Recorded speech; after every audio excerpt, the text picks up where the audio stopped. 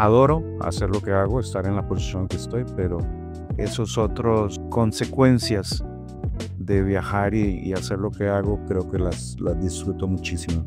Se siente con el derecho de chillar por pequeñas cosas. Si trabajas una jornada laboral de 8 horas y de las 8 horas ni siquiera estuviste las 8 trabajando, sino que tuviste descansos, no solo hacen academias en sus casinos, sino que además practican por su cuenta. En un EPT solo están los mejores dealers de Europa. A mí me tocó hacer el anuncio y recuerdo que hasta lloré haciendo el anuncio.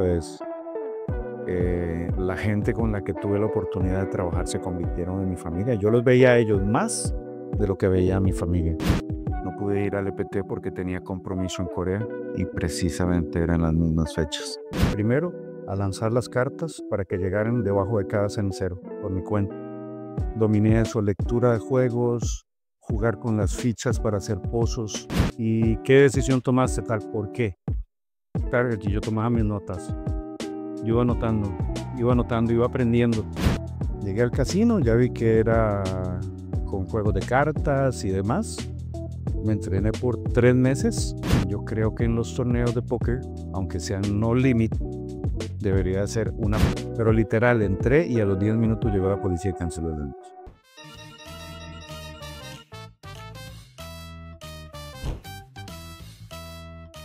¿Qué tal amigos? Bienvenidos a un capítulo más de la Casa del Croupier. El día de hoy tenemos un invitado muy especial, muy conocido en el mundo del póker. Ha llevado torneos internacionales. El día de hoy tenemos a Fernando Obando. Muchas gracias por estar conmigo. No, gracias por tenerme acá. Es un verdadero gusto estar aquí. Es un placer para mí. Realmente que hayas aceptado. Te agradezco mucho. Estoy muy feliz. ¿Qué andas haciendo por acá en México, en Monterrey? ¿Qué andas haciendo ahorita? ¿Qué te trago la vida? A ver, por Monterrey en particular, tengo un amigo que trabaja con la cadena de Jubilee, con Logran, y me pidió ayuda, me pidió que viniera a asistirlo con un evento que tenía acá en la ciudad. En cuanto a México en general, creo que me vine para acá hace 4 años, me vine para acá hace 4 años, porque México es el segundo mercado más grande de Latinoamérica en póker. Es lo que hago, es lo que me apasiona. Lógicamente, en mi cabeza yo tenía que estar aquí. Entonces me vine hace 4 años y hace 4 años ando por acá, viajando, siempre volviendo acá e intentando, buscando la ventana de oportunidad para hacer algo grande por aquí. Actualmente, ¿cómo ayudas? ¿Qué función tienes en los torneos? En realidad funjo como supervisor de piso y un poco eh, dando mi conocimiento y mi experiencia a los muchachos que todavía no han trabajado un evento de este tamaño o no han trabajado tantos eventos de este tamaño. Entonces, ayudándoles a ellos, ayudando un poco a la organización con consejos, guías, Ya. un poco de todo. Conocimiento en general, transmitiendo conocimiento sería la principal función. Ok.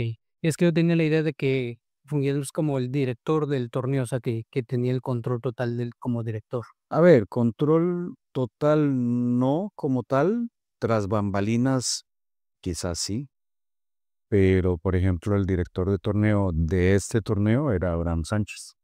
Lo que pasa es que el director de torneo es una función más que estar en el piso. El director de torneo vendría a ser baloncesto, por ejemplo, sería la analogía con el deporte que me gusta. El director de torneo sería como el pivot.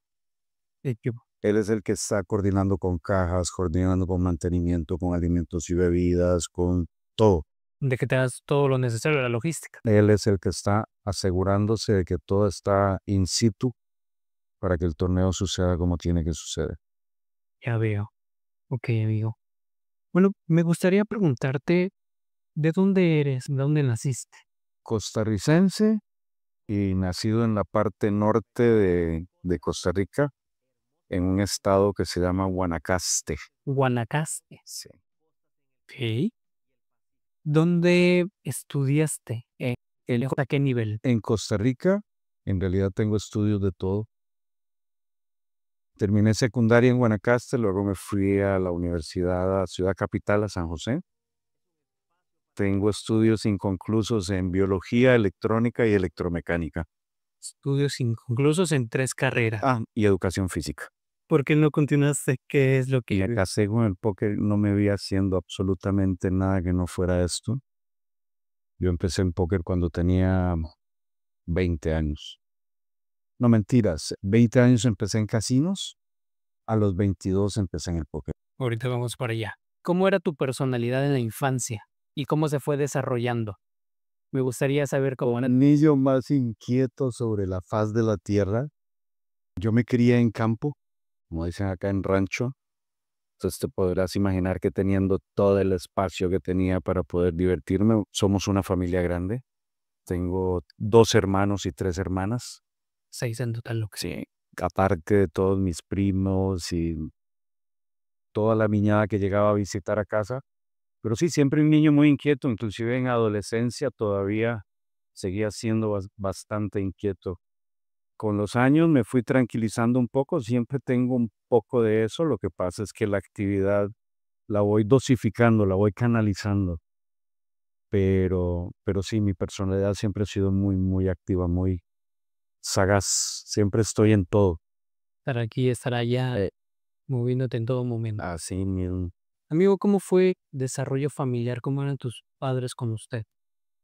Mi papá, te puedo decir que yo siempre quise ser papá porque yo tuve el mejor papá del mundo y quería tener hijos para ser la mitad de buen papá de lo que fue el mío y sabiendo que iba a ser un gran papá. Mi mamá, la mujer más amorosa del mundo, siempre pendiente de nosotros. Mamá era ama de casa. Papá trabajaba, mamá estaba en casa con nosotros 6, siempre pendiente de nosotros. No entiendo cómo no la logramos volver loca. Yo me lo hubiera vuelto loco.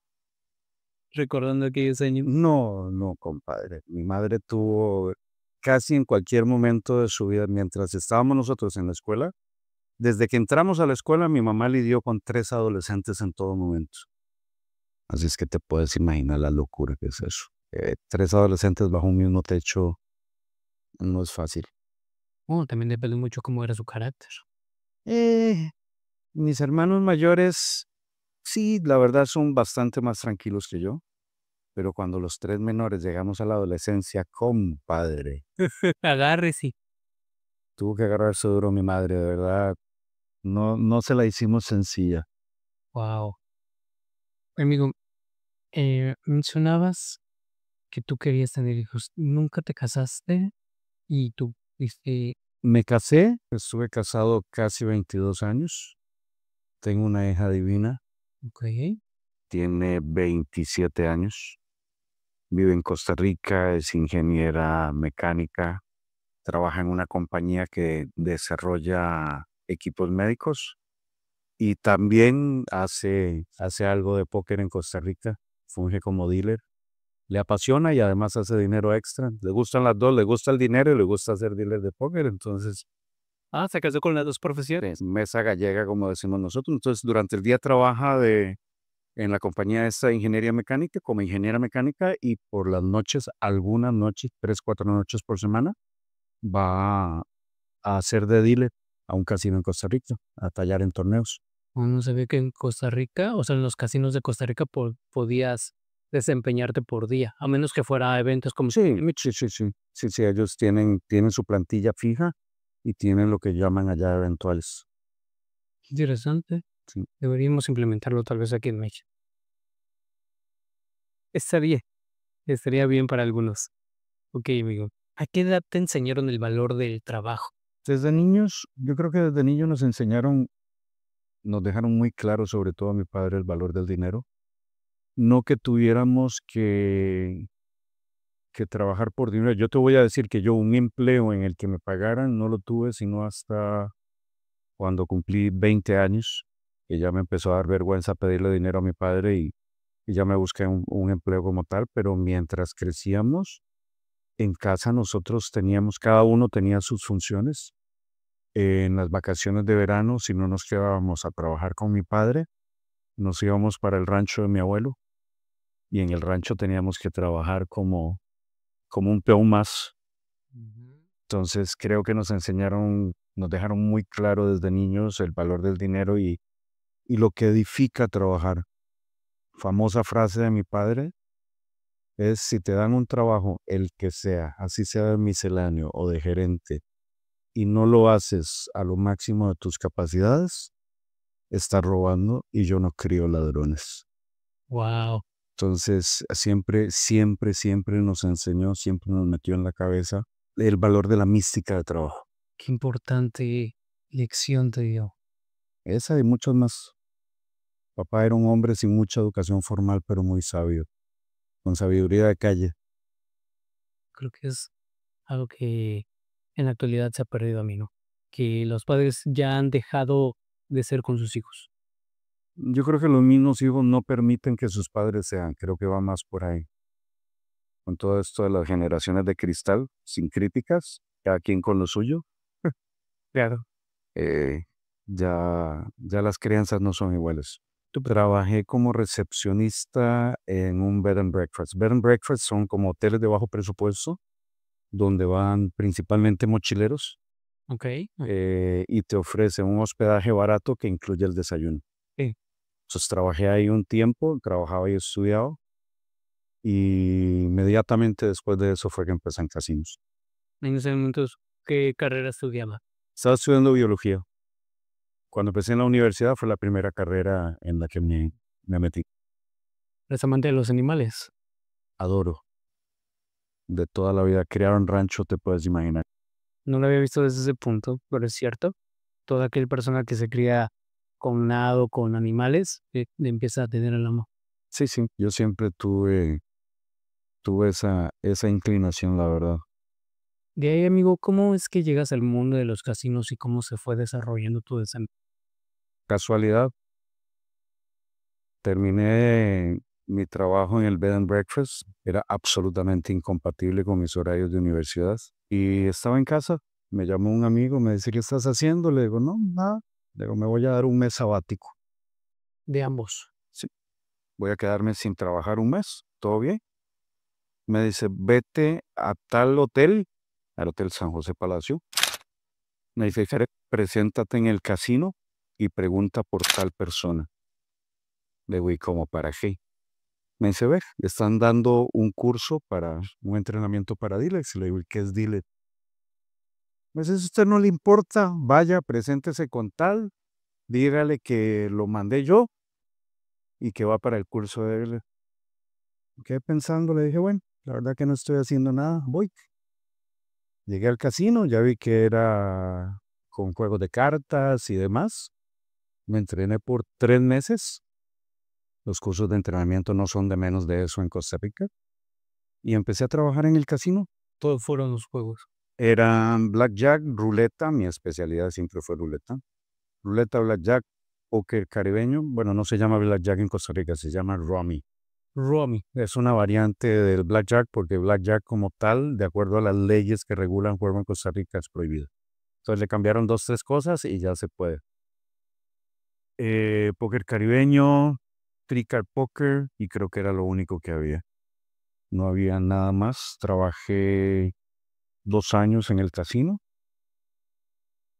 Ocupé puesto de dealer y luego ocupé el puesto de control de ingresos, que era llevar el control de lo que la gente iba cambiando por fichas en las mesas para que los gerentes pudieran llevar el reporte de ganancia, pérdida y demás. Después de eso salí y otra vez decidí darme un mesecito de vacaciones y me llamó una amiga. Me dice, ¿qué estás haciendo? Le digo, de vacaciones. Me dice, ¿te interesa aprender póker? Le dije, ¿por qué no? Y me fui a la sala de póker donde ella trabajaba. Y ¿Dónde era? en Costa Rica igual se llamaba el Hotel Torremolinos. Era como un club privado, era un club privado y ahí tenían las mesitas de póker. ¿Recuerdas qué año? 92. 92. Sí, yo empecé en 90, en el 90 empecé en el casino, en el 92 me dieron la capacitación de póker. ¿Por qué capacitación del póker? ¿Qué fue realmente ahí que te enseñó? Ok. Texas, se reparten 2 cartas a cada jugador. Hay 2 apuestas obligadas a la izquierda de un botón. El botón se corre una posición hacia la izquierda cada que concluye la mano. quemas, cuando se termina la primera ronda de apuestas, quemas, abres 3 cartas, ronda de apuestas, quemas, abres una, ronda de apuestas, quemas, abres la última, ronda de apuestas y la escala de juegos ganadores es como póker caribeño, ese fue mi curso de póker. Bien express. De A, 10 minutos. a partir de ahí, sentarme a la mesa, empezar a tallar, aguantar los chillidos de los jugadores que tenían razón en ese momento. De cómo leería las... Sí, un supervisor con cero personalidad que nunca nos defendió, nunca estuvo para nosotros. Y lo que te dije de mística de trabajo, yo lo que hacía era, salía de la mesa y como a 3 mesas yo tenía un fichero con cartas, ceniceros y una baraja. Primero, a lanzar las cartas para que llegaran debajo de cada cenicero, por mi cuenta.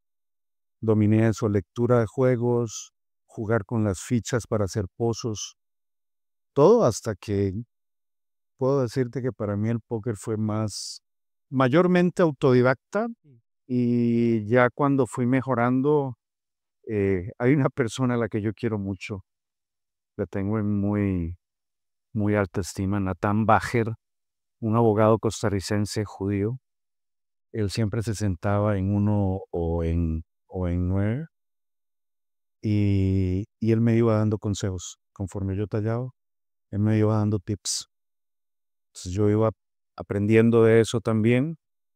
Cada que los jugadores costarricenses se iban a Las Vegas y volvían, venían con reglas nuevas, con procedimientos nuevos. Para que tengas una idea, el póker en Costa Rica se desarrolla en casinos, creo que más o menos desde 1985-87. Creo que fuimos de los primeros países en Latinoamérica que tuvimos póker en casinos ya un poco más formal, por decirlo de alguna manera. Entonces eso, fui desarrollándome, fui dealer más o menos hasta 1999, 2000, Casi 8 años. por ahí más o menos, Solo de dile. de dealer. De ahí, por cuestiones de la vida, salí de trabajar Del medio. del club ahí que estaba y un compañero de trabajo, un ex compañero de trabajo, me invitó a unirme a él a un proyecto con Casinos Europa. Por allá, sí, cerca del año 2000 fue. Casinos Europa en el año 2000 para abrir el Poker Room. Y con Casinos Europa empecé a hacer torneos ya como supervisor. Empecé a hacer torneos. Primero fueron 50, 60, 80 personas. Luego, cuando empezó World Poker Tour, creo que por el 2001, 2001, no recuerdo. Hicimos el primer World Poker Tour en Latinoamérica. Se hizo en Costa Rica y lo hicimos ahí con Casinos Europa. Recuerdo que el dueño del casino llegó donde el gerente, un americano. Yo trabajaba directamente con el americano. Llegó y abrió la revista Card Player y le dijo, todos esos que están ahí, los quiero en mi casino para ese torneo. Entonces teníamos a Phil Hellmuth, teníamos a Daniel Medrano, teníamos a Chris Ferguson, tenemos Opsy, teníamos todos los nombres, todo el que era alguien en el mundo del póker en ese momento. Estuvo todos los que eran dueños de Pool Cube, que tuvieron lo del escándalo, estuvieron ahí. Imagino que les costó. Costó un billetón, pero el señor la verdad, Tenía el poder adquisitivo en ese momento. tenía, ahora sí decir, digamos, tenía sus negocios. Eso es un poco un cuento largo de contar. No le importó el dinero que le costaba. Ahí tuve la oportunidad de trabajar con Jack McLellan y con Matt Savage. Conocí a Matt Savage y desarrollamos una amistad bonita, la verdad. No voy a decir que soy de sus amigos cercanos, pero digamos que somos buenos conocidos. ¿Quién es Matt? Matt Savage fue director de Serie Mundial y es el director de torneos para WPT. Wow. Sí, sí, sí. Ve cómo la vida te fue poco a poco presentando a las personas correctas, a los amigos correctos para que fueras creciendo en este medio. Hay una anécdota de ese torneo WPT. A ver. Recuerdo que estábamos un día antes de que empezara el torneo y estábamos en una mesa. Estaba Linda Johnson, estaba Jan Fisher, Mark Tanner, Jack McLellan, Matt Savage, Dave Lamb, Jody Ivener y un par más. Estábamos discutiendo y Linda Johnson decía, yo creo que en los torneos de póker, aunque sean no limit, debería ser una apuesta y 3 subidas, como es la modalidad limit. Entonces Matt, yo y alguien más le decíamos, no, pero es que entonces estás matando todo el principio del juego. Decía, no, no, no, que sea no limit, pero solo una acción y 3 respuestas y 3 resubidas. Luego sí, el cuarto, el que va después de la tercera subida, ya no puede defender su mano, solo puede pagar. Entonces estábamos yendo y viniendo, yendo y viniendo. Y en eso dice Linda Johnson, qué lindo sería tener un set de reglas que rija todos los torneos del mundo para que la gente que va a jugar al póker solo se preocupe de llegar y jugar al póker, que ya el reglamento esté establecido, que ya todo esté dicho. Un año después, esa misma gente con la que yo estaba sentado fundó la PDA. ¡Wow! Vean, amigos, ahí es donde todos nos preguntamos, bueno, ¿y quién lo fundó? ¿Por qué se hizo? Sí. Nació de una discusión de sobremesa en un torneo de póker en Costa Rica. Oye, es que es importante obviamente para todos, tanto para el jugador como para la parte de la operación, cómo resolver situaciones. Sí, a ver, yo estaba en ese torneo, yo parecía un monito en una farmacia, ¿no? Andaba corriendo para todos lados. Recuerdo que yo llevaba un cuadernito de notas y cada que o Dave Lamb o Jack McLennan o Matt Savage tomaban una decisión, yo estaba a la par y ¿qué fue lo que pasó? Tal. ¿Y qué decisión tomaste? Tal. ¿Por qué? Tal. Y yo tomaba mis notas. Yo iba anotando, iba aprendiendo. Siempre que llevaron a alguien que yo consideraba tenía más conocimiento que yo me pegaba a esa persona. Y era absorber, absorber, absorber todo lo que es. Al día de hoy sigo haciéndolo. Al día de hoy sí, Sí, claro. El momento en que tú te crees el mejor y que ya lo sabes todo, ya perdiste vigencia. qué bueno, Eso, el póker evoluciona siempre y siempre hay cosas nuevas que aprender. en toda la razón. Y es por eso que cada cierta temporada modifican el reglamento. En realidad el reglamento se mantiene bastante igual. Creo que le cambian más cuestión de fondo que de forma. ¿Cómo es el fondo de la... Porque si te das cuenta, las reglas siguen siendo básicamente las mismas desde que se empezó. Por ejemplo, cuando se mata la mano en lugar de cuando lo cambiaron a la primera carta que salía de la baraja, cuando había sido la segunda carta en el botón. Son cuestiones de interpretación que tiene validez. Cuando se introdujo el Big Line ante, primero que estaba 50-50, nunca existió una regla entre si tenía prioridad delante o tenía el blind, cada quien lo operaba como quisiera. Yo siempre lo operé como el blind primero porque para mí es principio básico. Tú metes tus fichas en póker para multiplicarlas por la cantidad de oponentes que tengas, no las metes para recuperar las fichas que metiste. Ahora finalmente en el último summit de TDA se decidió que el blind va a tener prioridad. Por ejemplo, cositas como esas son las que van cambiando. En general las reglas siguen siendo las mismas porque cubren bastante bien la mayoría de los aspectos. Igual, las reglas, como todo reglamento, es interpretación. Sí. Bueno, ahora que mencionas la interpretación, ahora batallamos con aquellas personas que lo malinterpretan. Y ahora ya está un reglamento y lo malinterpretan a su conveniencia o a su forma, tanto jugadores como operadores. A ver, las reglas se aplican y se interpretan en situación. No siempre la misma regla va a aplicar igual a la hora de que llegues a la mesa. Las tienes que tomar en cuenta todas las circunstancias que rodean lo que sucedió. Y en base a eso, aplicarla como está escrita, doblarla un poquito y a veces hasta ignorarla. Siempre que sea en nombre de la equidad del juego, en el bien general, el bien mayor, ahí es donde se va se va uno a agarrar para tomar el criterio y darle la interpretación a la regla que te parezca es la más acertada. Creo que muchos ahora conocerán esa parte de cómo es que se fundó. Después de esos torneos, me moví a trabajar con una cadena de casinos que se llamaba Jazz Casinos. Con Jazz Casinos estuve más o menos 2 años, creo. Ya como supervisor. Sí, sí. De hecho, le manejaba todas las salas de póker a nivel de Costa Rica. Tenían 4 o 5 salas.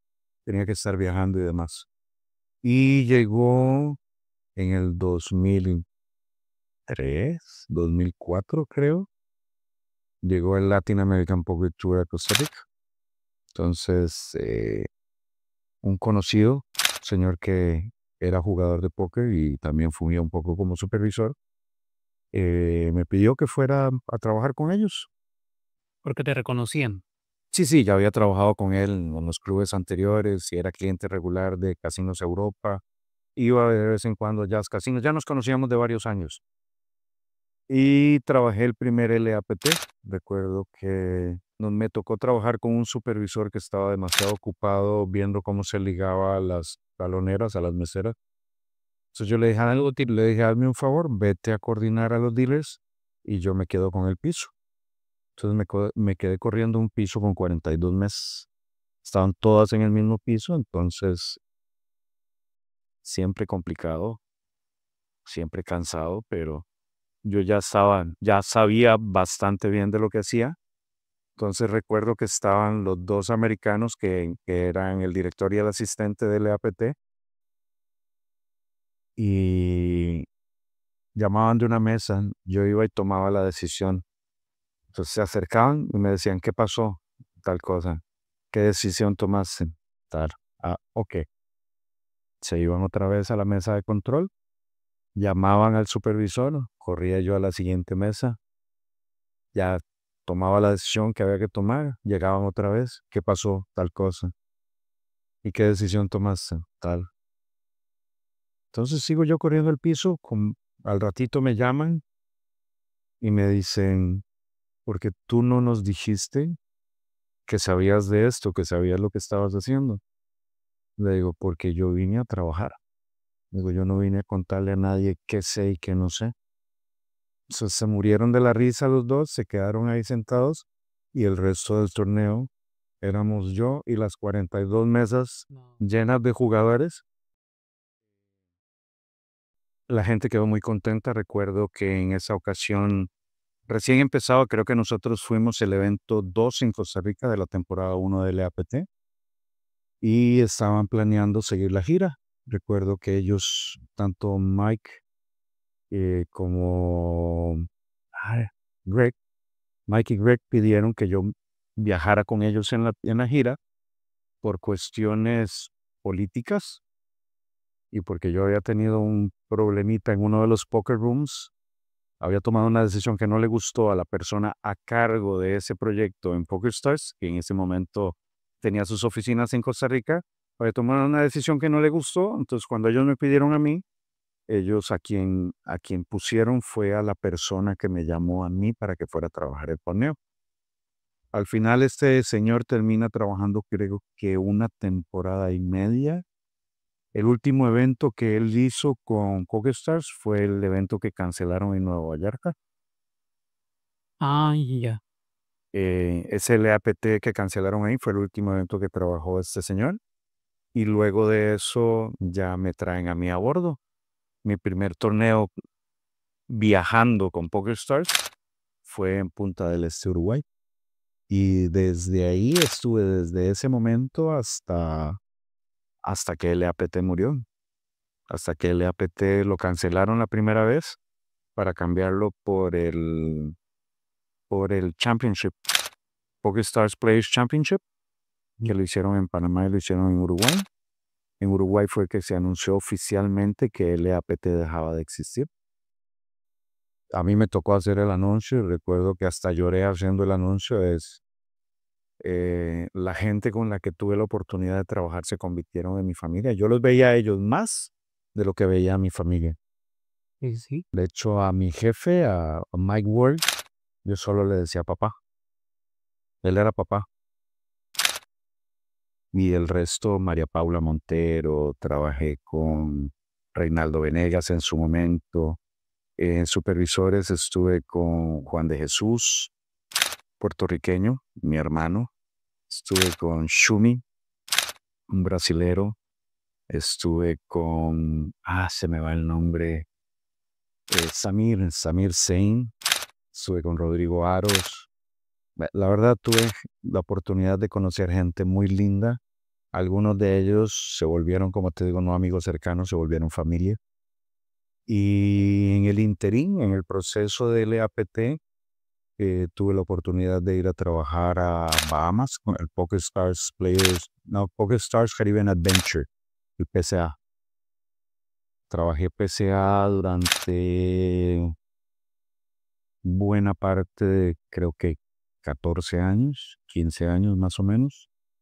Wow. Y también tuve la oportunidad de ir a trabajar a EPT Monte Carlo y luego EPT Praga, Party Poker Millions. Praga, fuiste a Praga. Estuve en Praga, fui varias veces a Praga a trabajar EPT Praga, hasta que ellos decidieron que eran solo ciudadanos europeos los que podían trabajar, entonces ya nos dejaron de llamar. Y ahí he ido haciendo torneos por todo lado, Latinoamérica, Caribe, ICP, COP. Vi hace poco, de hecho, que estabas en Corea o Japón. Estaba en Corea, estaba mi amigo, mi hermano Juan de Jesús está ahora con una compañía que se llama Red Dragon. Red. Y Red Dragon tienen su propio tour, tienen su propia serie de torneos. Y también son dueños de la marca WPT Prime y WPT Global. Entonces desarrollan eventos en distintas partes. Y hace poco, a principios de mes o final del anterior, estaba en una isla que se llama Jeju, en Corea del Sur, haciendo un torneo con Red Dragon. Viajo 4 veces al año con ellos y estamos buscando a cómo expandir. Están buscando cómo expandir, o sea, cómo llegar a otros países. Cómo hacer más eventos en otros países, no solo ahí. Ok. ¿Y cómo se puede lograr esa parte? Haciendo las alianzas, de hecho acaban de hacer el primer torneo de póker en Tailandia, que fue un WPT Global, que lo hicieron como un torneo de exhibición. Ahí tuvieron algunos inconvenientes para arrancarlos, pero finalmente lograron hacerlo y se hizo el primer evento. Me imagino que esa es una puerta que se abre para eventualmente volver a Tailandia y volver a hacer algún evento ahí. Todo este tipo de eventos en los que tú te has encontrado, ¿hay mexicanos que tienen la oportunidad de acudir a estos? En realidad hay gente con la calidad acá para poder ir a esos eventos. El asunto es que estás dispuesto a invertir. Porque, por ejemplo, a mí me pagan tiquetes aéreos, me pagan hospedaje, me dan viáticos. Probablemente empezando como dealer, te van a dar el hospedaje y viáticos, pero no te van a dar el tiquete aéreo. Un tiquete aéreo a Corea hasta Jeju, creo que barato te debe estar saliendo como unos $1,800. Y estás buscando a cobrar, trabajando bastante, vas a cobrar $1,200, $1,300. Entonces vas por la experiencia, pero vas a perder dinero. O si quieres ir allá por la experiencia y aprovechar para hacer vacaciones en Asia, ya una vez estando allá, viajar es muy barato. Esta última vez a mí se me ocurrió ir a escalar el monte Fuji, entonces me encontré un tiquete de Jeju hasta Tokio y de vuelta a Seúl por $150. Y eso lo hiciste ya terminando el evento. Sí, terminé el evento y al día siguiente viajé a Tokio. Ahí estuve un par de días descansando y luego la aventura de escalar el monte Fuji, que al final no se dio. Me lo cancelaron por mal clima, así es que me va a tocar volver. En la siguiente será, amigo. En la siguiente será. Ahora se me metió en la cabeza irme a subir al Kilimanjaro. Vamos a ver si este cuerpecito aguanta. Oh, yo sé que sí aguanta. Vamos a ver. Vamos a ver qué dicta este cuerpo. Qué genial. Qué geniales experiencias. La verdad sí, yo creo que viajar y conocer gente y experimentar nuevas culturas es mayormente lo que disfruto de lo que hago. Adoro hacer lo que hago, estar en la posición que estoy, pero esos otros consecuencias de viajar y hacer lo que hago, creo que las disfruto muchísimo. Ahora que mencionas las consecuencias, ¿cuáles consideras que son las ventajas y desventajas de vivir de este medio? Ventaja, se gana bien, se viaja bastante, creo que puedes llevar un nivel de vida bueno. Desventajas, sacrificas muchísimo tiempo de familia. Yo al final terminé perdiendo mi familia, mi matrimonio, porque siempre estaba de viaje. Yo recuerdo que en esa época, yo creo que del año completo, probablemente estaba 60, 90 días en mi país, en mi casa, y no juntos, no seguidos. Yo salía una vez al mes, había meses en los que salía 2 veces, salía muchísimo trabajo, había muchísimo que hacer. Digamos que te veían 10 veces al año o menos. No, a ver, puede ser eso, poco más. Sí sé que en promedio estaba 60, 90 días de todo el año en casa y no en periodos continuos. Nunca llegué a estar un mes completo en casa. Ahora, cuando estaba en casa, estaba en casa. No hacía nada en Costa Rica, no trabajaba para nada. Casa de herrero, cuchillo de palo. No me contrataba nadie en Costa Rica. Qué gran sacrificio tuviste que hacer. Voy a aceptar para continuar. Es la que hay, son decisiones que uno toma en la vida. O consecuencias que se asumen y después se toman decisiones. Consecuencias que se asumen, ¿sí? Yo creo que es la segunda. Consecuencias que se asumen y después tomamos las decisiones. Eh, ¿Cómo puede llegar a postularse un croupier mexicano que talla, en este caso, pues el póker, para trabajar en PokerStars? Es complicado. Recuerdo que hasta hace un tiempo, hasta hace unos años, concluyendo, normalmente era concluyendo el EPT Monte Carlo, había audiciones. Hacían audiciones y en base a esas audiciones, de acuerdo a la evaluación que obtenías, tenías la oportunidad de ponerte en una lista y de acuerdo a esa lista, ellos elegían conforme si iban habiendo vacantes. En ese momento, creo que es estrictamente por referencias. O sea, depende de quién conocieras, quién te conociera y realmente si te recomendaba o no. Exacto. Y qué es lo que sobre todo te llevó a escalar en este caso los puestos, las recomendaciones de las personas que te conocen. Y también, digo, aunado a realmente a lo que tú te fuiste formando y creciendo personal. Yo siempre he tenido la misma política. Yo no le cuento a la gente lo que sé. Yo voy y trabajo. Si te gusta mi trabajo, voy a seguir contigo. Y si no te gusta mi trabajo, nos damos la mano y seguimos siendo amigos.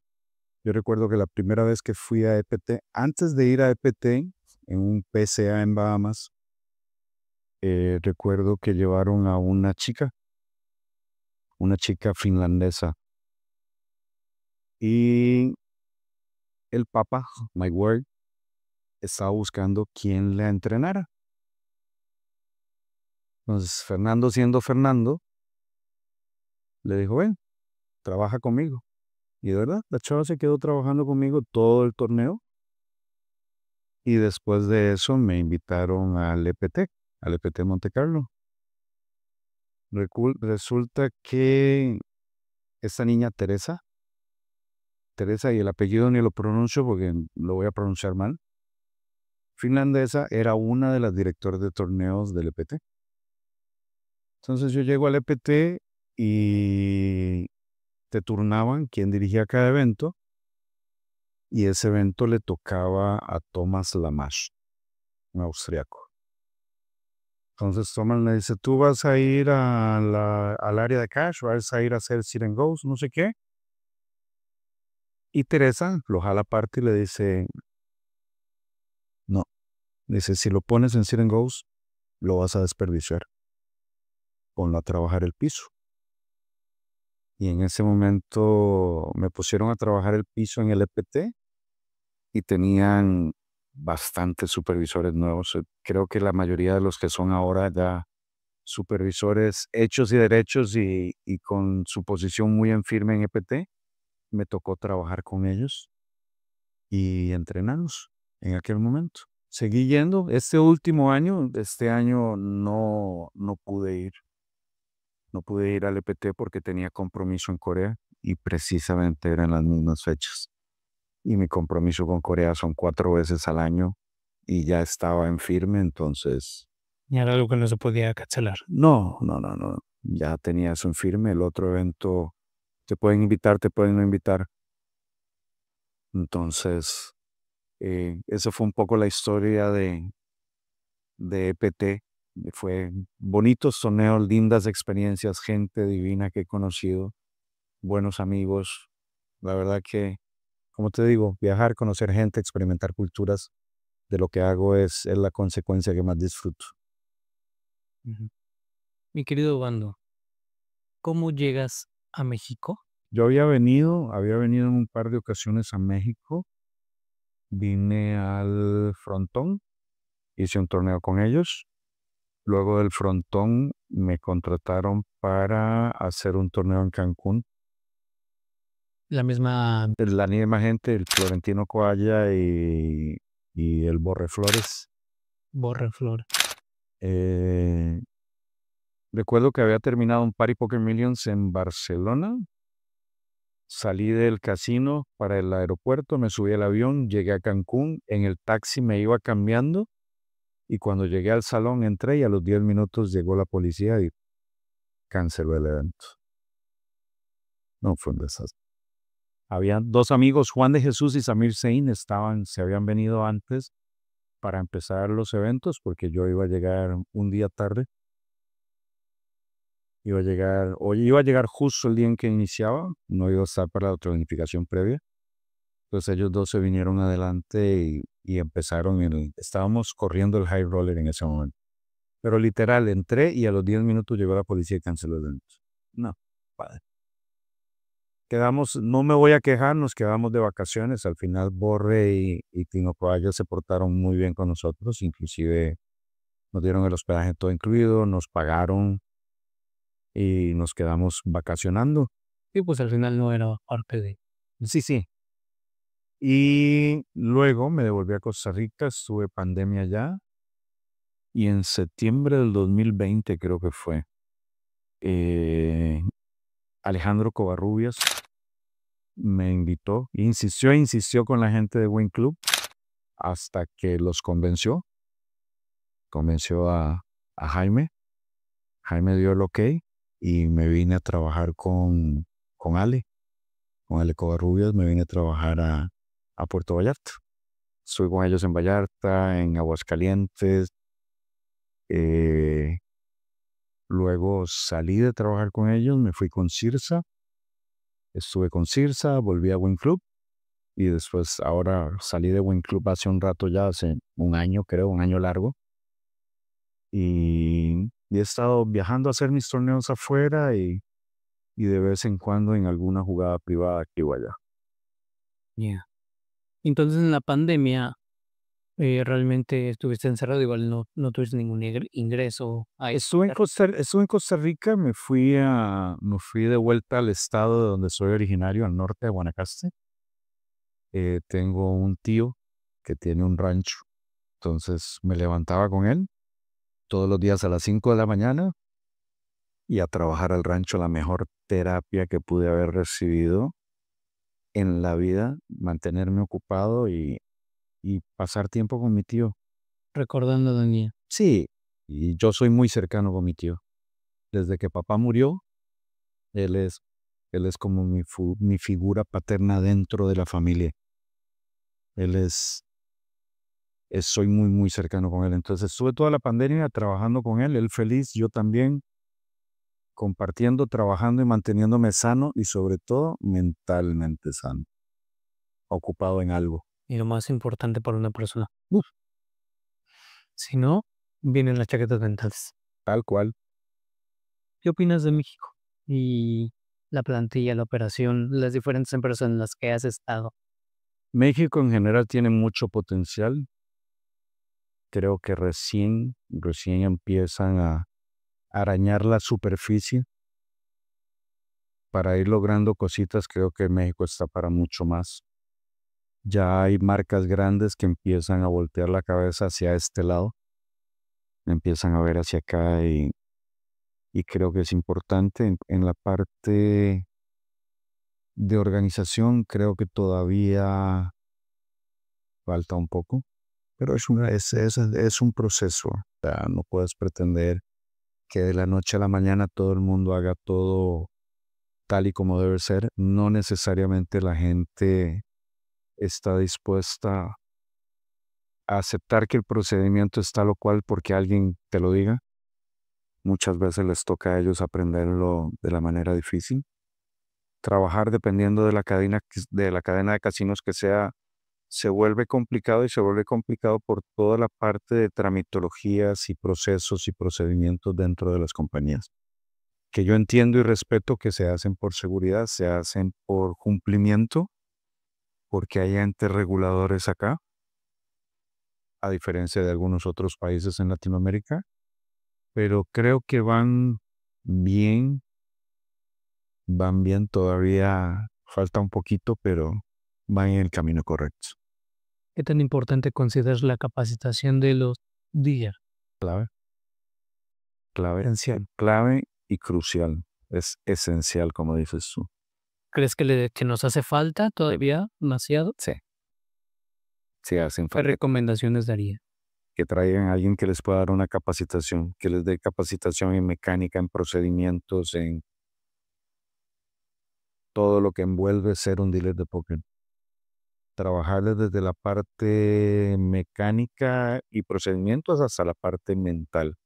Yo creo que no todo el mundo es apto para ser dealer y definitivamente no todo el mundo es apto para ser dealer de póker. Tienes que tener un set de habilidades particular, no solo la habilidad matemática y manual, tienes que tener don de gente, el people skills. Si no tienes esa parte es complicado. Digo, hago esta pregunta porque me parece también re importante que hoy en día muchas industrias de casino han dejado a un lado esa capacitación y simplemente por cubrir una plantilla contratan al personal y medio les enseñan.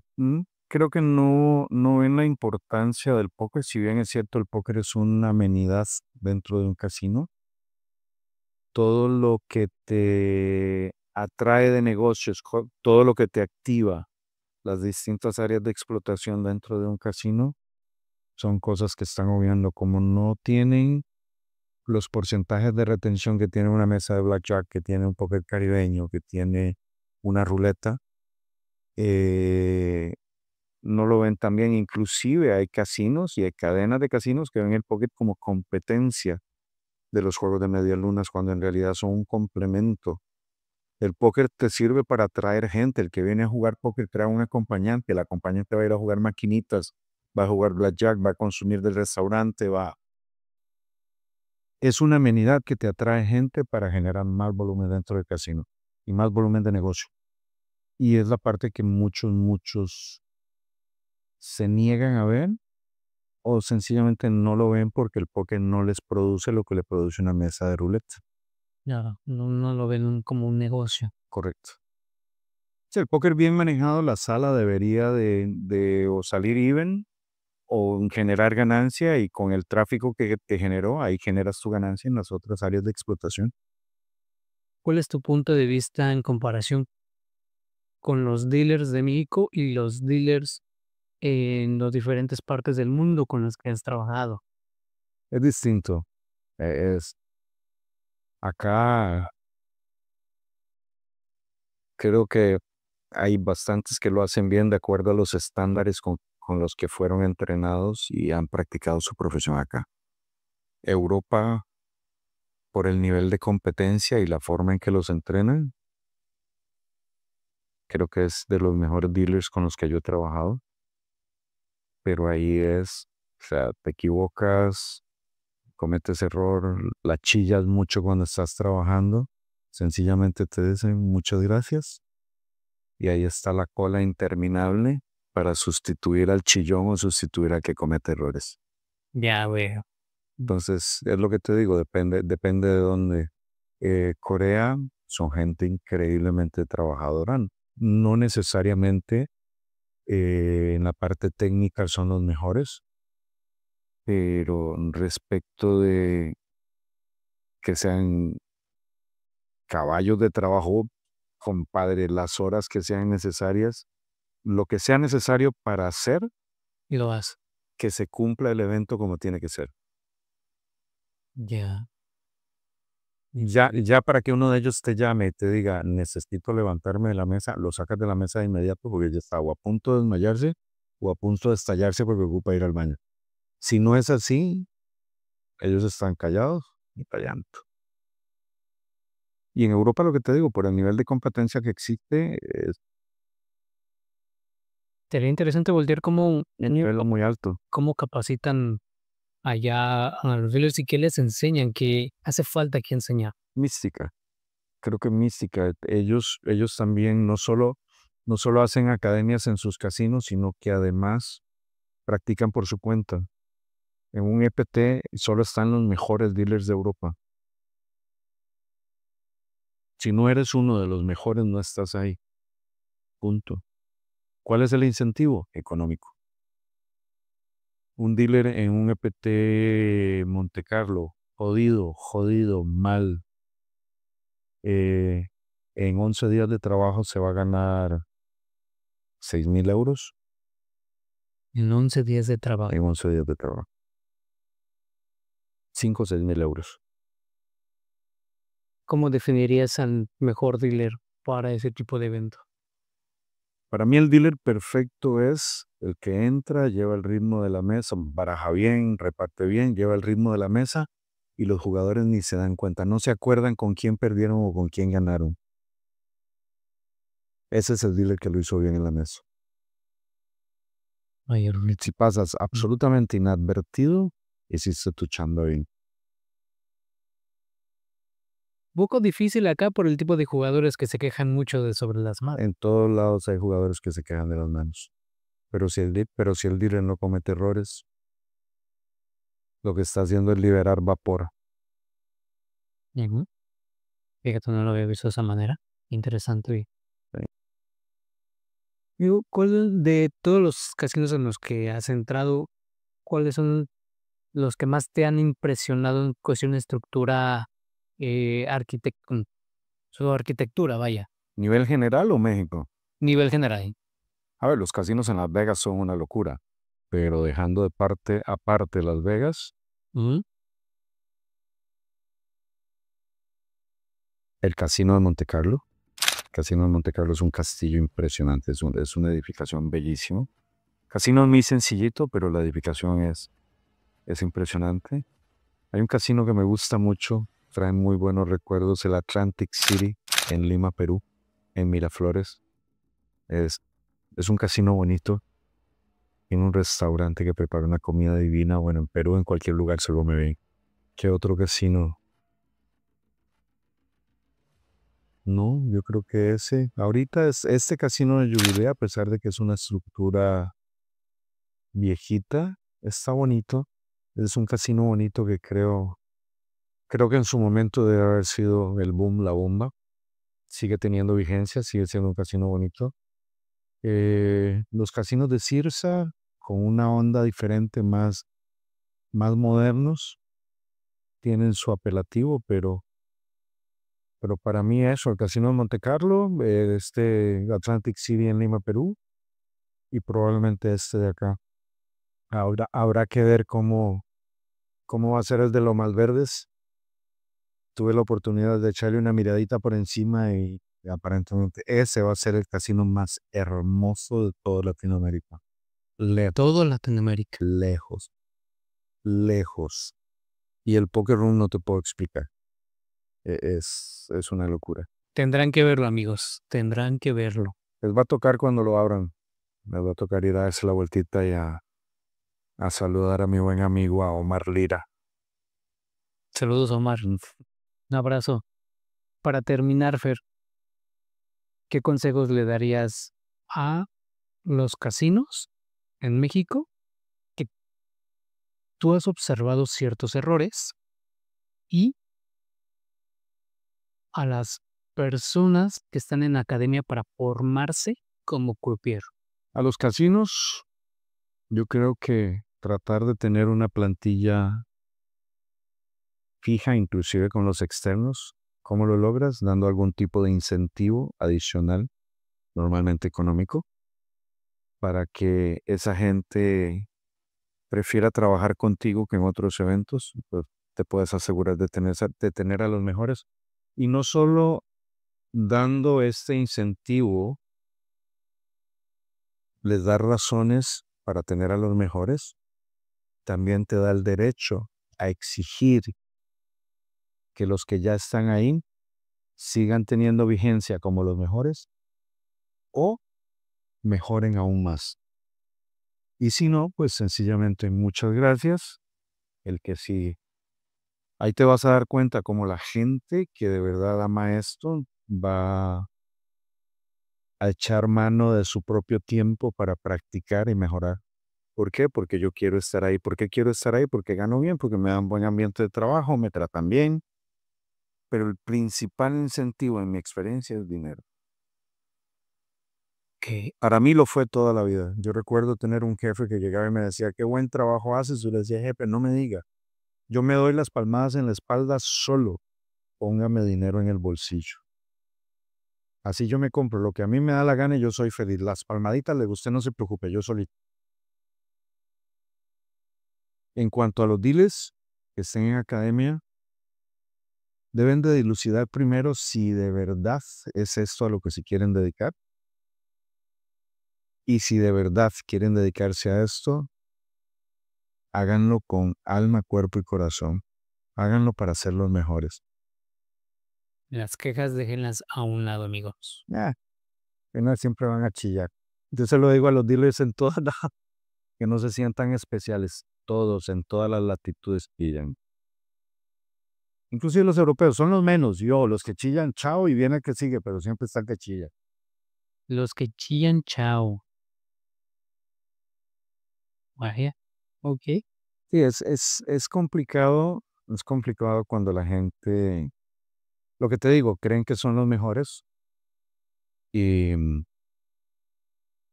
se siente con el derecho de chillar por pequeñas cosas. Si trabajas una jornada laboral de 8 horas y de las 8 horas ni siquiera estuviste las 8 trabajando, sino que tuviste descansos, porfa no me vengas a decir que te quieres ir para la casa porque estás cansado. O por qué se fue tal y yo no. No, ¿entiendes? Creo que son distintas místicas de trabajo. Cuando yo era dealer, a mí me decían tal mesa, yo, ok. Y me dio esa mesa y cuando venían por mí, yo sabía que ya me tocaba el relevo. O si necesitaba ir al baño, pues levantaba la mano, necesitaba ir al baño. Somos humanos, tampoco somos máquinas de trabajo. Pero esa chilladera es la que definitivamente yo no disfruto tanto a la hora de trabajar los eventos. Y ya básicamente los dealers deben saber que si vienen a trabajar en un evento, es a trabajar. Eso pensaría uno. Lo que pasa es que la mística de trabajo de las nuevas generaciones no es la misma.